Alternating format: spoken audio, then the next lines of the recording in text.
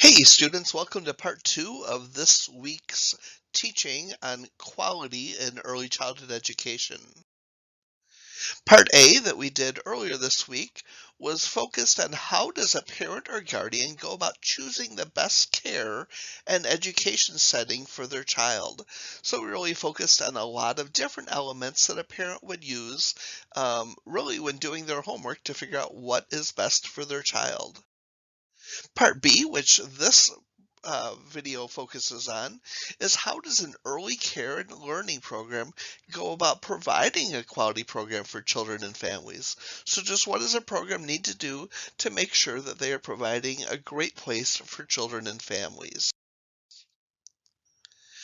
I'm going to list here, I believe, 4 steps for doing this. First of all, they want to fully comply with DCFS licensing standards. So shown here is a screenshot of the cover of the licensing standards for childcare centers. And this is about a 60-page document that lists all the different rules and laws pertaining to childcare in Illinois. DCFS standards cover a lot of different things. First of all, staffing. They talk about the minimum educational qualification for teachers and for administrators. They talk about the health requirements for staff, such as having a physical every 2 years, a TB skin test, immunizations, and so forth. They talk about the background checks that all staff have to undergo to make sure that they are safe for working with young children. Also talk about in-service training required for staff. So all the training that you need to do each year to qualify you to work with young children. The staffing part also talks about the required staff-to-child ratio for all ages of children in classrooms. Other staff qualifications, such as first aid and CPR certification, is also discussed in the staffing portion of the DCFS standards. Another thing that the standards talk about is enrollment of children. Just what paperwork is required, such as a birth certificate, emergency contact should a child become sick or injured, the child scheduled, etc. Required medical examinations and immunizations. Children as well have to have a physical done every 2 years and need to show that they're immunized. Also talks about visits that parents need to do to a child care center prior to enrollment, another topic talked about in the DCFS standards. Third topic they talk about are health and hygiene.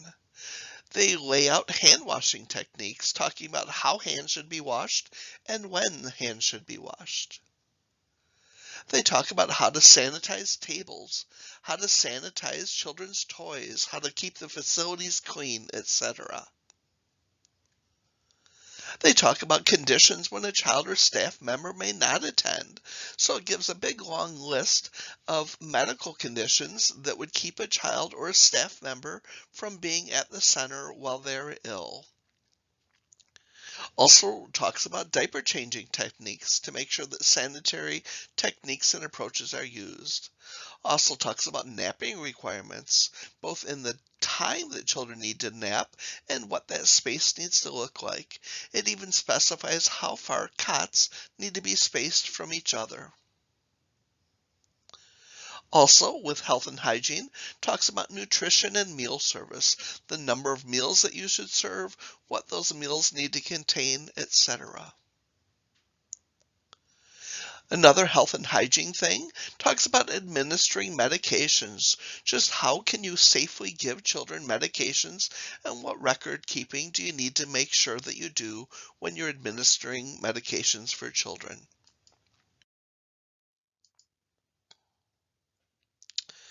Also focuses on learning environments. Talks about classroom materials and equipment. What needs to be in a classroom for children to have good learning experiences? Talks about classroom arrangement. How do you go about arranging your classroom? Talks about playground equipment safety servicing that you're required to have if you have any kind of climbing equipment. So it really specifies a lot of details about playgrounds.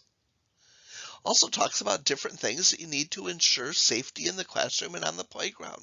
Probably the biggest one is making sure that no child is ever left unattended. Children always need to be in the presence of adults. This is a screenshot of some licensing standards for daycare centers, and this one talks about the qualifications for the early childhood teacher and school-age worker. So I'm going to just look at these briefly. I'm not going to review every single standard, but I wanted to show you an example of what standards look like. So A, early childhood teachers and school-age workers have to be at least 19 years of age. Early childhood teachers and school-age workers have to have a high school diploma or a GED. In addition to meeting the other requirements that are specified in another area, early childhood teacher responsible for a group of children that includes infants, toddlers, or preschoolers shall have achieved. So this is talking about to be teacher qualified to be able to be with children. As a lead teacher, you need to have 60 semester hours of credits from an accredited college or university with 6 semester or 9 quarter hours in courses related directly to child care or child development from birth through age 8. So this is a fancy way of saying that to be teacher qualified, you need to have 60 semester hours, which is 2 years of college, and you need to have 6 semester hours, which is typically 2 classes focused on child development or child care. Other things that are needed are listed below. So wanted to show you just basically how the regulations look in the licensing standards. Step 2, if you're wanting to provide quality experiences for children, is to participate in Accelerate Illinois, working to earn the highest circle of quality possible for your program. So as we learned, programs can be of one of 4 circles of quality: licensed, bronze, silver, or gold is the highest quality. In class, we were going to watch a short video on Accelerate Illinois to be reminded of what it's all about. The standards in Accelerate focus on 4 different things: teaching and learning, family and community engagement, leadership and management, and qualifications and continuing education of the staff in an early childhood program. If you want more information about Accelerate, because you're dying to learn about it, you can click on this link to go and learn more about Accelerate Illinois. Shown here is a screenshot of one of the standards that is part of it. So as I mentioned, family and community engagement is there. And up here we see 4 different columns. If you're a licensed program, you have to do certain things. Bronze program, a few more things. Silver, a few more. And gold, a few more. The reason I chose this one is because we spent a week learning about family engagement, and family engagement is a very important part of childcare programs.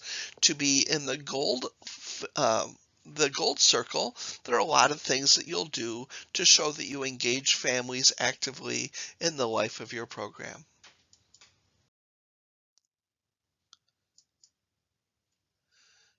So if programs want to advance and accelerate, move from one circle to the next, what they do is they assess their quality using some tools called early childhood environment rating scales. These scales have a variety of items, and programs may receive a score of between 1 and 7 on each particular item. If a program scores a 1, it shows that their quality is inadequate on this item, and a 7 shows the program is excellent on the item. So if a program finds that it's a 1 or a 2 or a 3, it's going to want to take some steps to strengthen their quality so that they can improve the program that they provide for children, families, and staff. Shown here are a couple of the different tools. The Early Childhood Environment Rating Scale, which is really for preschool age children. The Infant Toddler Rating Scale for infants and toddlers up to about 2.5 years of age. Shown here are the school age environment rating scale if you have children come to your program after school or before school. And there's also a family child care environment rating scale if you're operating a family child care home and you want to measure the quality of the program that you offer. In class, we're going to look at a couple items on the Early Childhood Environment Rating Scale. We're going to look at fine motor and look at art. Since we spent a week learning about manipulatives, which really involves a lot of fine motor, I wanted to explore this concept with you. And since we also spent a week on process-oriented art, I wanted to look at this one with you. Looking at these standards will help you learn why we are learning what we are learning, because what we are learning is helping us learn how to provide quality experiences for the children that we are teaching. Additional things for programs advancing and accelerate. Once a program has made the improvements, they have come to a place where they think they're in good shape at providing quality, they're going to request a visit from a state assessor. So a state assessor is going to come to their program, is going to observe in their classroom, and really kind of measure the kind of quality that they are providing. They're going to then receive a rating anywhere from license to a gold circle of quality.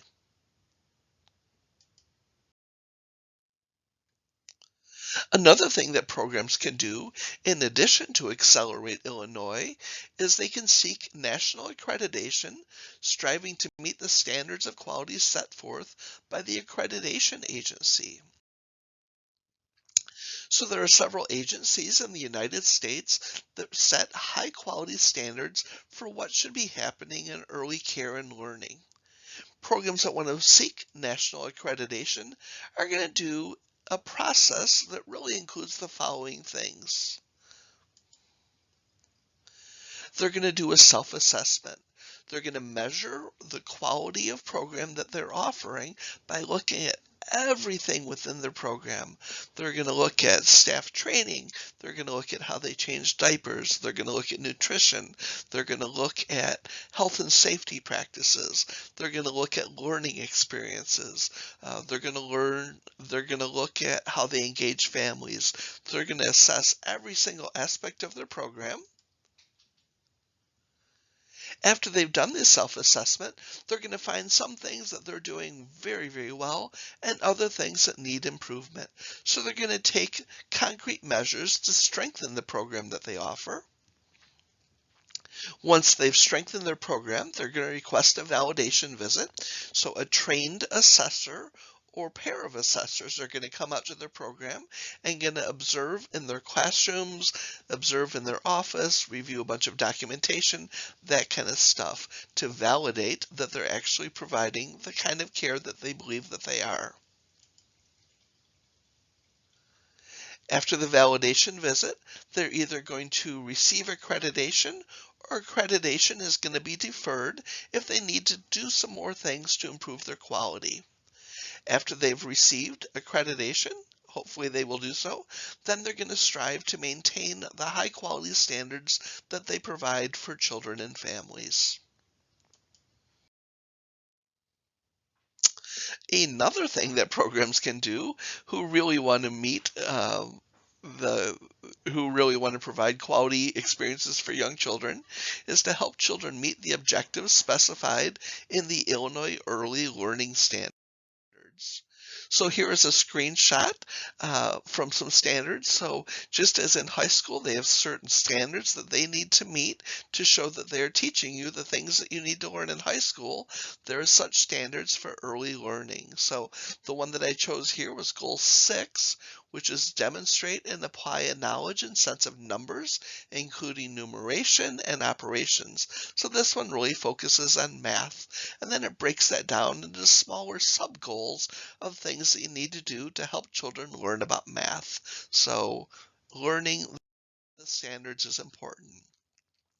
In summary, I just want to hit upon what the real key goal to keep in mind is.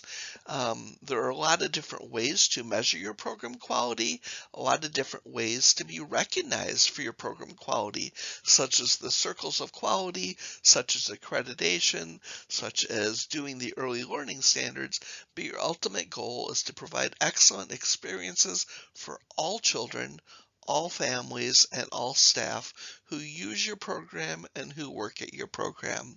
So I don't want to get lost in just checking things off the list. I want to be mindful that we're always working to provide excellent experiences for children, families, and staff, because we know that the better experiences that we provide for young children, the more they're going to learn, the more successful they're going to be in elementary school, more successful they'll be in high school, more successful they'll be in college, and so on. So thank you for engaging in this conversation about providing quality, what teachers and administrators can do to ensure that they're providing quality experiences in an early learning setting. Thank you.